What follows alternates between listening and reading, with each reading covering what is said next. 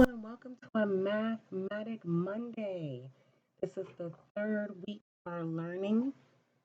We are going to model numbers. So we're going to draw models to help us show numbers. That's going to help us with addition and subtraction later on. We're going to look at what place is it in to see what place each number is in, place and the value. And down at the bottom, once again, we are doing name that number. Very important skill to have. Let's get started. So here with draw to model numbers, I have to go back to my learning about hundreds, tens, and ones. So if I look here, I have 100, 5 tens, and 7 ones. So I would write that as 100, 10, 20, 30, 40, 50, and 1, 2, 3, 4, 5, 6, 7. This represents 157. Notice I didn't write it all over my box. I wrote it in the place value. So that 100 is here, the hundredths place. My tens are here, my tens place. And my ones are here, my ones place. So let's do that here for 264. 200, 10, 20, 30, 40, 50, 60. 1, 2, 3, 4. 264. And here I have 10, 20, 30, 40, 50, 60, 70, 80, and 8.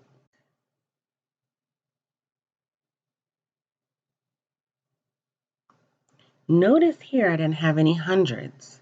So here I still have my tens place and my ones place.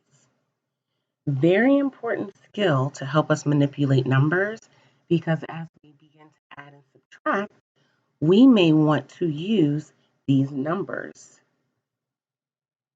We might want to use modeling the base 10 blocks. Here, what place is it in? We're looking here at the underlying number. We want to know the place and the value. So this underlying number is in the ones place. And the value is just 0.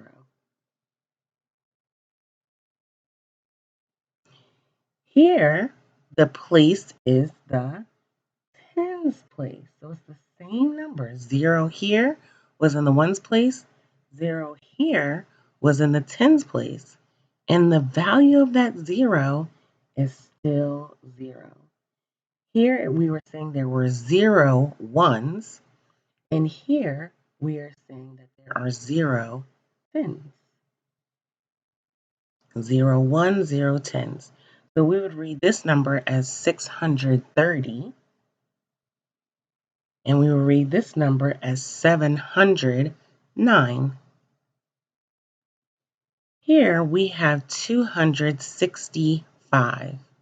So the place that's underlined is the ones place again, but the value of that number in the ones place is 5. Going up to name that number. We have our word bank again. We have 3-digit numbers here, and they're a lot higher than the numbers we worked with before. So here I have 463. There's my 4, 4.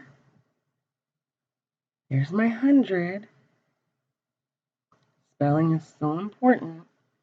Here I have 60.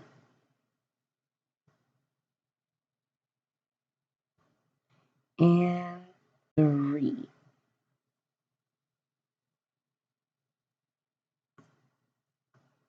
So I took all the parts of this number and I was able to break it up into word form. Look, here I have 406. That reminds me a little bit of this 709 up here. 406 has 0 tens. So I'm just going to put 400 and then just 6.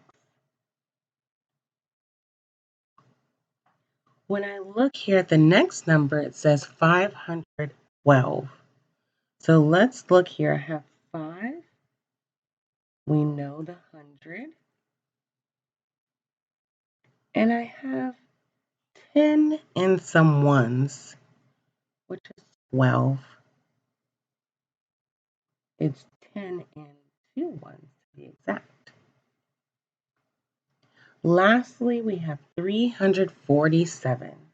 So here's my 3 that I've used before right here.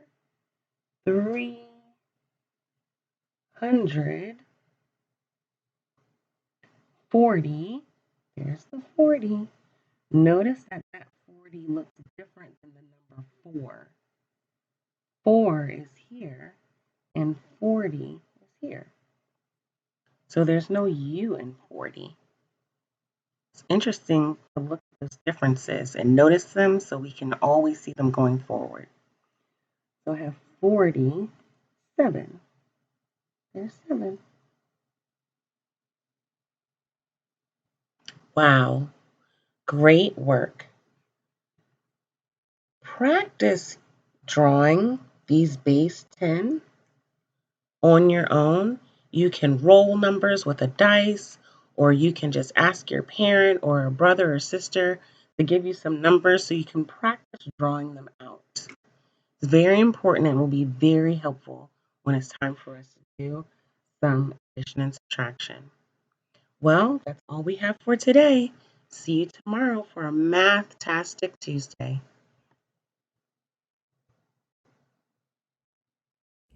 Hi, my budding geniuses. I hope you enjoyed today's lesson. Make sure you have your book so you can follow along. Practice on your own for 15 minutes and then log in to review the lesson. Remember, there's a purpose for your life. If you stay focused, you can say, Oyemi, I understand. See you tomorrow. Bye now.